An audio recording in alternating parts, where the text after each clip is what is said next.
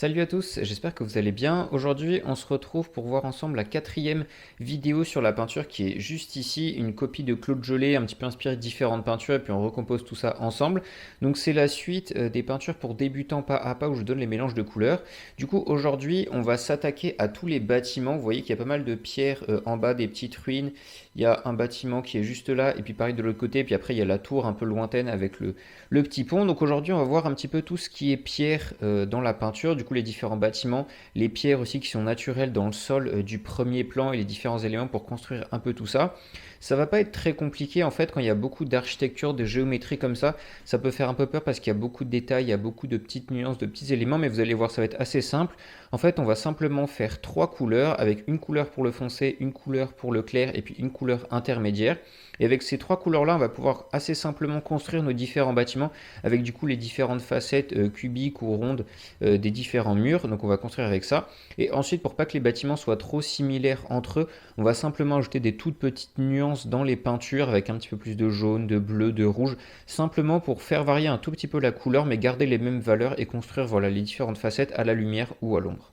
Donc voilà, si ce concept de vidéo vous plaît et vous aide à progresser pas à pas avec tous les conseils que je vous donne, n'hésitez pas à liker la vidéo et à vous abonner. Et puis on passe tout de suite au mélange des couleurs. Donc comme je vous disais, pour les mélanges aujourd'hui, ça va être assez simple. Pour les bâtiments, on va donc faire trois couleurs qui vont nous permettre de faire les zones au soleil, les zones à l'ombre et puis une zone intermédiaire qui va permettre de définir un petit peu tous les volumes. Et puis après, forcément, là-dedans, on fera quelques variations de couleurs en rajoutant peut-être un peu de jaune, un peu de marron, un peu de rouge, voilà, pour faire des variations que tous les bâtiments soient pas trop similaires non plus. Mais on va garder les trois mêmes couleurs globalement. Donc pour les faire, en fait, on va faire quelque chose qui est assez chaud pour garder l'ambiance coucher de soleil et que les bâtiments ne paraissent pas trop bizarres par rapport au reste. Parce que si on commence à faire un bâtiment qui est vraiment gris, en fait, par rapport au reste du ciel jaune, ça va paraître très bleu. Donc pour faire le mélange, je commence par faire un gris moyen.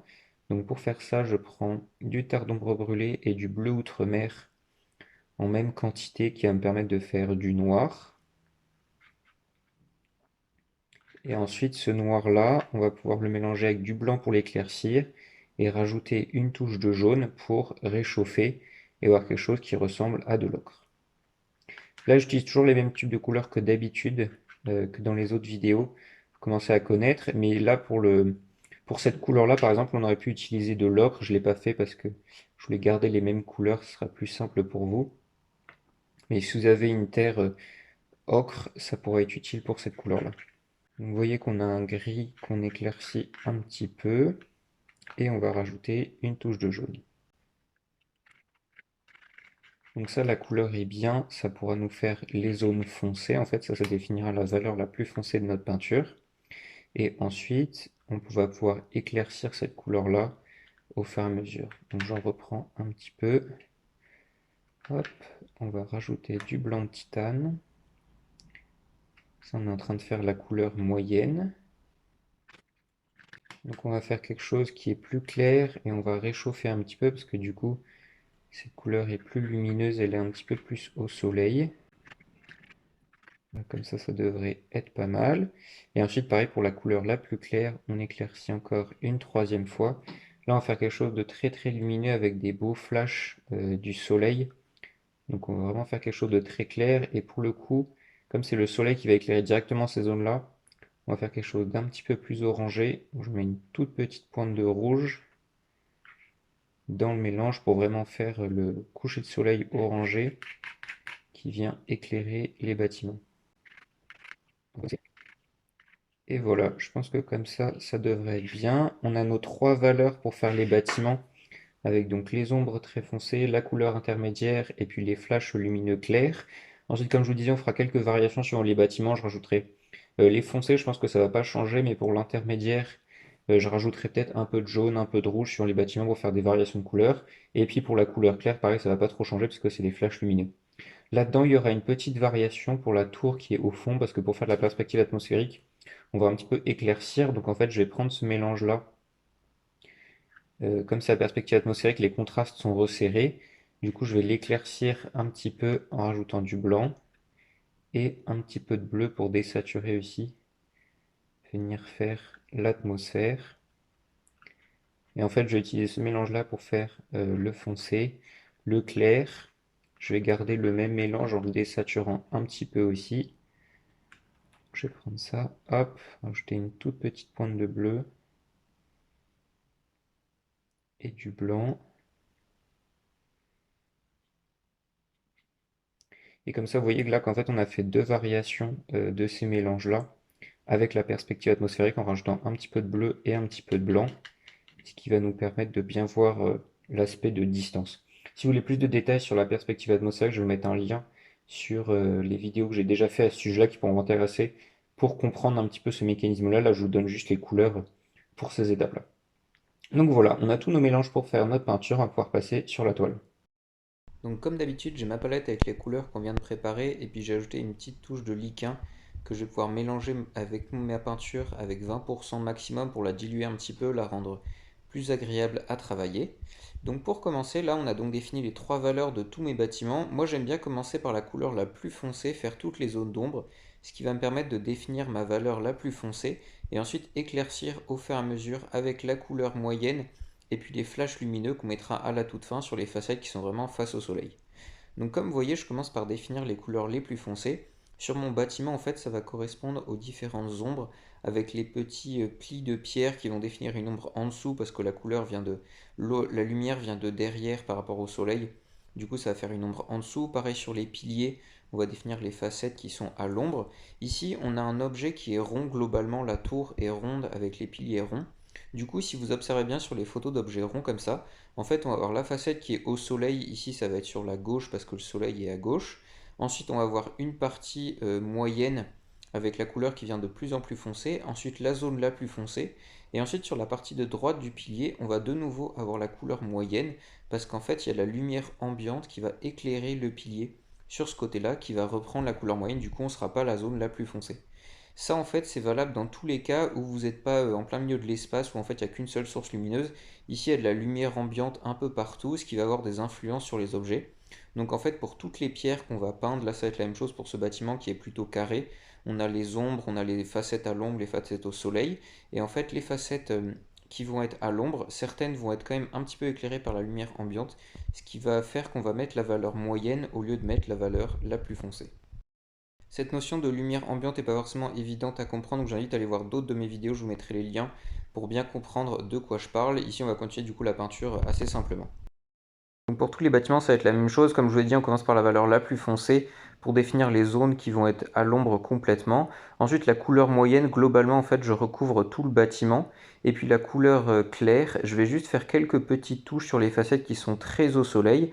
Celle-là, en fait, c'est celle qui sera la moins représentée, mais c'est celle qu'on verra le plus parce qu'elle contraste beaucoup. Il faut vraiment bien la gérer pour que ça fasse des petits flashs lumineux par-ci par-là et qu'on comprenne bien la géométrie des choses. Ce deuxième bâtiment assez carré était plutôt complexe parce qu'il y avait des lignes sur les différentes colonnes, il y en avait pas mal qui étaient imbriquées les unes dans les autres, donc c'était pas évident à faire. En fait, dans ces cas-là, il faut bien utiliser la forme de votre pinceau. Là, j'avais un pinceau plat qui était biseauté, ce qui me permet de tirer des grands traits dans ma peinture et du coup de donner de la forme dans la peinture sans forcément changer de couleur. En fait, vous voyez qu'on voit les coups de pinceau et ça suffit parce que ça va faire des paquets un peu plus importants à certains endroits qu'à d'autres. Et du coup, ça en fait, ça va mettre de la texture dans la peinture sans qu'on ait grand chose à faire. Bon voilà, ça c'est du petit détail. Après, avec un petit pinceau, j'ai ajouté quelques détails foncés pour faire un peu les sculptures qu'il y a sur les chapiteaux des colonnes. Mais ça, c'est du détail, on pourra les faire aux couches suivantes. De la même façon, je continue sur le ponton qui est cassé avec la ruine de la tour. Ici aussi, je mets bien les couleurs claires face au soleil, les couleurs foncées à l'opposé, etc.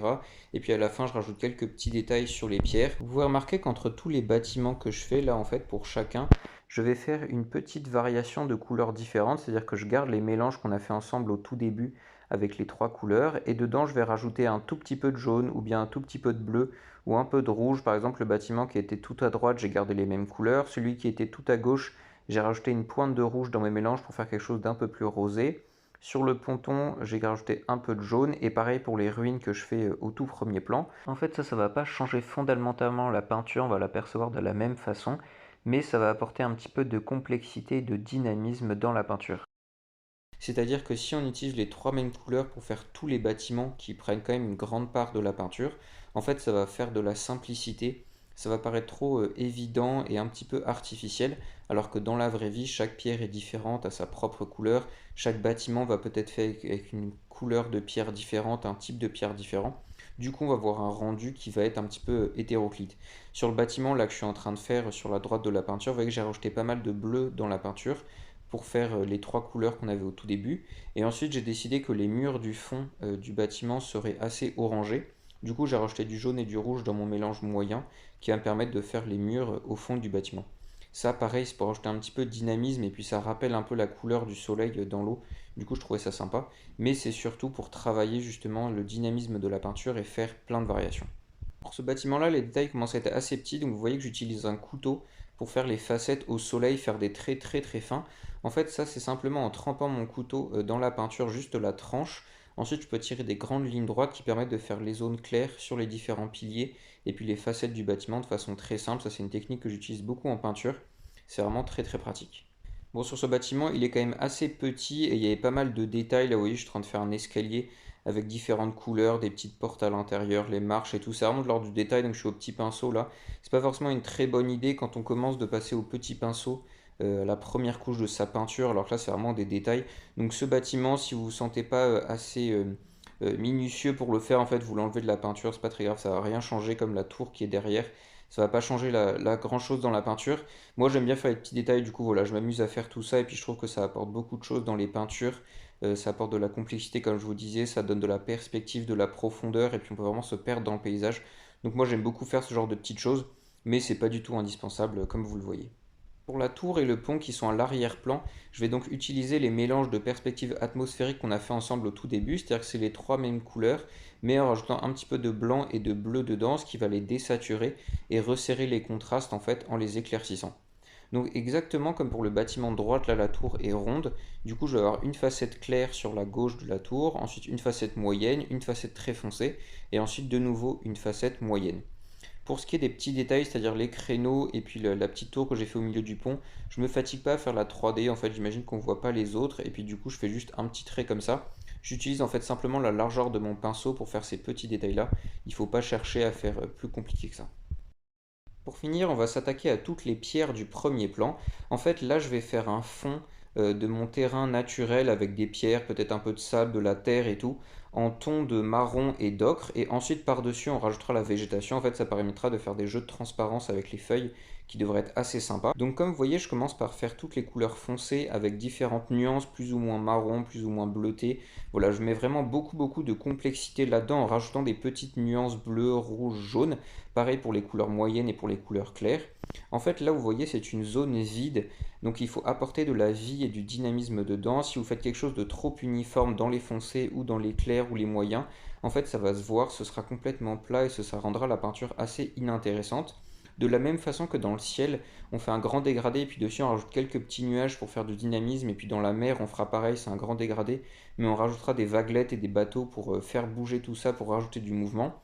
Et bien là, dans la terre et le terrain du premier plan, on va rajouter des formes, des surfaces, on va mettre du clair, du foncé, on va alterner tout ça pour faire quelque chose qui soit vraiment vivant et qui soit naturel, pour avoir une peinture qui soit intéressante à la fin. Donc voilà, il faut s'amuser avec toutes les couleurs pour faire quelque chose qui soit sympa.